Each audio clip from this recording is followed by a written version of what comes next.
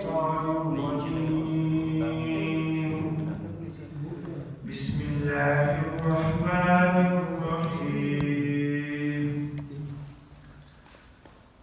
قل اللهم مالك الملك تؤتي الملك من تشاء وتنزع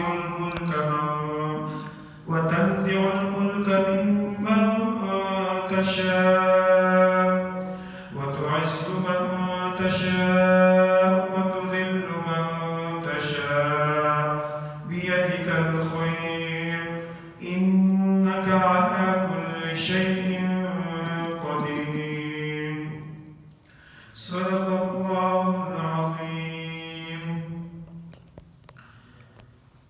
پچھلے آیات میں سورت کے شروع سے ہم نے عقید توحید کو دو طرح کے دلائل اور دو طرح کے طرز اور طریقوں سے سمجھ لیا. اب یہاں سے اللہ تعالی پھر توحید کی ایک اور انداز سے سمجھانا چاہتے ہیں، اور مفسرین نے لکھا کہ یہاں سے اللہ تعالی عقید توحید برائے مومنین بیان کر رہے ہیں. یعنی پہلے تو ان لوگوں کے لیے توحید کا بیان تھا کہ جو اللہ تعالیٰ کو ایک مانتے ہی نہیں، اور آپ صلی اللہ علیہ وسلم کے ساتھ اور آج کے مبلغ کے ساتھ لڑتے جھگڑتے مانتے ہی نہیں. اور یہاں سے اللہ تعالیٰ اہل توحید کو توحید سمجھا رہے ہیں، یعنی جو موحد ہیں اور عقید توحید پر کاربند ہیں تو ان کے لیے عقید توحید بیان کیا جا رہا ہے. اور پھر اللہ تعالیٰ اپنے تمام اختیارات اور تصرفات کو کچھ ہی الفاظ میں بند کر رہے ہیں، اور ساتھ ہی اللہ تعالیٰ مومنین کو دعا کا طریقہ بھی سکھلا رہے ہیں. یاد رکھنا چاہیے کہ وہ آیات کہ جس کے شروع میں قل ہے اور اس کے بعد اللہ تعالیٰ نے دعا سمجھائی ہے یا دعا کا طریقہ سکھلایا ہے، تو مفسرین نے ان دعاؤں کو ایک خاص اور ایک موقت انداز سے اور مستجاب دعاؤں میں شمار کیا ہے، یا اگر وہ انداز اختیار کیا جائے تو ان دعاؤں کو رد نہیں کیا جاتا. تو یہاں بھی یہ بات ذہن نشین کرنی چاہیے. اور اس آیت میں ہمیں ماقبل جتنے بھی عقید توحید کو نہ ماننے والے تھے اس کا ثمرہ بھی ملتا ہے کہ ماقبل میں جتنے بھی دلائل ہم نے سمجھا دیے ہیں تو ان دلائل کو مانے یا نہ مانے اس سے انکار تو ہو سکتا ہے، لیکن یہ جو آگے ہم آپ کو دلائل دے رہے ہیں اس سے انکار کسی بھی انسان کے لیے ممکن نہیں ہے. تو اللہ تعالیٰ نے سمجھا دیا، قل کہہ دیجئے اے محمد صلی اللہ علیہ وسلم، اللہم کہ اے اللہ مالک الملک، بادشاہوں کے بادشاہ، یعنی یہاں سے پہلے ہی اللہ کے شروع میں ہی اللہ تعالیٰ نے اپنے ملکیت اور ملوکیت کو ثابت کر دیا کہ تمام تصرفات اور تمام اختیارات اللہ تعالیٰ کے لیے ہیں. تو الملک من تشاء، اور وہ بادشاہی دیتا ہے جس کو چاہے. الملک یہ حکومت اور بادشاہی یہ مراد ہے. وتنزع الملک ممن تشاء، اور تو سلطنت چھین لیتا ہے جس سے چاہے.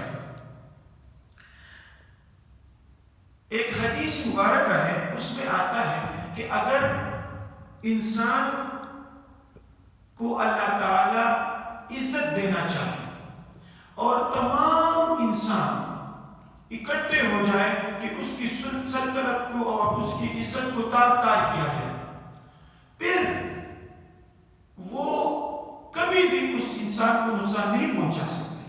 اور اسی طرح اگر اللہ تعالیٰ کسی کی سلطنت کو ختم کرنا چاہے، اور اس آیت کی دلیل ہمیں تاریخ میں بھی مل گئی کہ اللہ تعالیٰ نے کیا بھی ہے، بڑی بڑی طاقتور سلطنتیں بھی ختم کیے گئے ہیں. یعنی سلطنت عثمانیہ اور مغل کی سلطنت ہمارے سامنے ہے کہ بڑی بڑی سلطنتیں تھیں، اللہ تعالیٰ نے ان کو ختم کر دیا. اور ختم کر کے دکھا دیا، ہمیں سمجھا دیا کہ جب بھی میں چاہوں گا تو سلطنت کھینچ لوں گا. وہ تعز من تشاء و تذل من تشاء، اور وہ عزت دیتا ہے جس کو چاہے اور ذلیل کرتا ہے جس کو چاہے. یعنی عزت اور ذلت اللہ تعالیٰ کے ہاتھ میں ہے. جیسے دوسرے آیات میں فرما دیا ان العزت للہ جمیعا، کہ تمام کے تمام عزت کے جتنے بھی معیارات ہیں وہ اللہ تعالیٰ کے پاس ہے اور اللہ تعالیٰ کے ساتھ ہے. بیدک الخیر، اللہ تعالیٰ کی قبض قدرت میں ہے خیر. یعنی تمام کے تمام بلائیاں اور تمام کے تمام صلاحیتیں پیدا کرنے والی ذات اللہ تعالیٰ ہے. انک علی کل شیء قدیر، اور وہی اللہ تعالیٰ ہر چیز پر قدرت رکھنے والے ہیں. تولج اللیل فی النہار، یعنی یہاں سے بالکل عقلی باتیں شروع ہو رہی ہیں کہ تولج اللیل فی النہار، آپ داخل کرتے ہیں دن کو، رات کو دن میں. وہ تولج النہار فی اللیل، اور دن کو داخل کرتے ہیں رات میں. یہاں سے مفسرین نے دو مطلب اور دو مرادی معنی لیے ہیں. ایک معنی تو یہ ہے کہ اللہ تعالیٰ جیسے سردیوں میں ہم دیکھتے ہیں کہ دن چھوٹے اور راتیں لمبی ہو جاتی ہیں، اور گرمیوں میں ہم دیکھتے ہیں کہ دن لمبے اور راتیں چھوٹی ہو جاتی ہیں. ایک تو یہ مطلب ہے. اور دوسرا مطلب اللہ تعالیٰ نے مفسرین نے لکھا کہ یہاں سے مراد کہ دن اور رات ایک دوسرے کے پیچھے آتے جاتے ہیں. یعنی رات ہوتی ہے تو فوراً اس کے اندر دن داخل ہو جاتے ہیں، صبح کے وقت ہم دیکھتے ہیں. اسی طرح دن کا ٹائم ہوتا ہے اور اچانک اندھیرا چاہ کر رات ہو جاتی ہے. تو دونوں مطلب مفسرین نے لے لیا ہے. وہ تخرج الحی من المیت، اور نکالتا ہے زندے کو مردہ سے. وہ تخرج المیت من الحی، اور نکالتا ہے مردے کو زندہ سے. یہاں سے مفسرین نے بھی تین مطلب لیے. ایک مطلب تو یہ ہے کہ اللہ تعالیٰ کافر، حی سے مراد ہے مومن، اور میت سے مراد ہے کافر. کہ اللہ تعالیٰ ایک مومن آدمی سے کافر پیدا کر دیتا ہے. جیسے ہم دیکھتے ہیں اللہ تعالیٰ کے برگزیدہ نبی حضرت نوح علیہ السلام کا بیٹا کنعان کافر، اور اسی طرح ہم دیکھتے ہیں کہ آزر کافر اور اس کا بیٹا ابراہیم علیہ السلام مومن موحد. تو یہاں مفسرین نے حی سے مراد کافر اور مومن اور میت سے مراد کافر مراد لیا ہے. اور اسی طرح موضوع القرآن مولانا عبد القادر رحمہ اللہ نے یہاں ترجمہ کیا کہ کامل سے جاہل پیدا کرتا ہے اور جاہل سے کامل پیدا کرتا ہے. یعنی انہوں نے حی سے مراد کامل اور میت سے مراد جاہل لیا ہے. اور اسی طرح بعض مفسرین نے حی سے مراد زندہ، یعنی ان کو الفاظ کو لغوی معنوں پر رکھا ہے کہ حی سے مراد ہے زندہ، یعنی جیسے مرغی، اور میت سے مراد وہی مردہ یعنی انڈا اور یا نطفہ وغیرہ. تو اللہ تعالیٰ تخرج الحی من المیت، آپ نکالتے ہیں زندہ کو مردے سے. وتخرج المیت من الحی، اور مردے کو زندہ سے نکالتے ہیں. وترزق من تشاء بغیر حساب، اور رزق دیتا ہے جس کو چاہے بغیر حساب کے. اب یہاں مفسرین نے اقضی حاجتی یہ محذوف قرار دیا ہے. یعنی کہ یہ سارے اللہ تعالیٰ کی قدرتوں کا ذکر کر کے اپنی حاجت اللہ تعالیٰ کے سامنے رکھا جائے تو اللہ تعالیٰ اس دعا کو قبول کر دیتا ہے. آگے اللہ تعالیٰ نے مومنین کو ایک اور بات سمجھا دی کہ اگر عقیدہ توحید پر آپ کاربند رہنا چاہتے ہیں اور ثابت قدم رہنا چاہتے ہیں تو اس کے لیے سب سے پہلا جو آپ کو قدم لینا پڑے گا کہ آپ ان مشرکین اور ان یہود و نصارہ سے قطع تعلق کریں گے.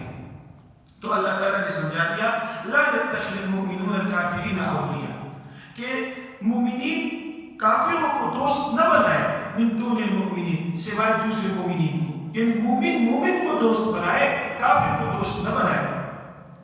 یہاں اس آیت میں مفسرین نے لکھا کہ اولیاء سے مراد موالات ہے، یعنی دلی تعلق اور دلی رغبت کافروں کے ساتھ نہیں رکھنا چاہیے، یہ حرام ہے۔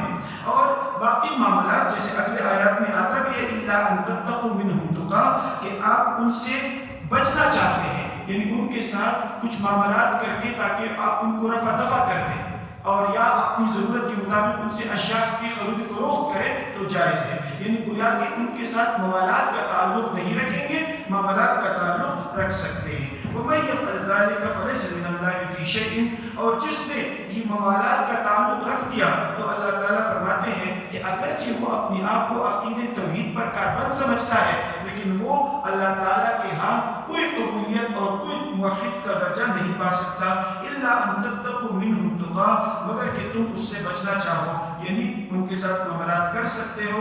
وَيُحَذِّرُكُمُ اللَّهُ نَفْسَهُ، اس میں اللہ تعالیٰ نے ایک نعمت کی طرف اشارہ کیا کہ میں تمہیں اپنے آپ سے ڈراتا ہوں تاکہ تم اس عقید توحید پر کاربند رہو۔